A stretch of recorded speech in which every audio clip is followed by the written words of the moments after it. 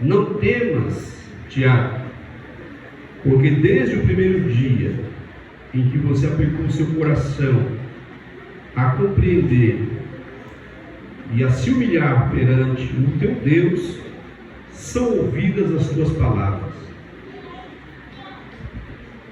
E Deus vem por causa das tuas palavras. Amém, pastor Tiago? Uma singela lembrança, pastor Tiago. Ainda falta outra parte, né? Essa aqui é minha. Mas tem outra parte ainda.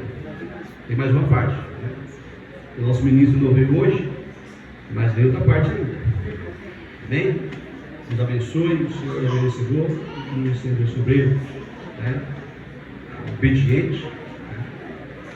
Obreiro de valor, que foi louvado aqui nos alunos. O Senhor é especial, Senhor é especial. Amém? Que Deus te abençoe.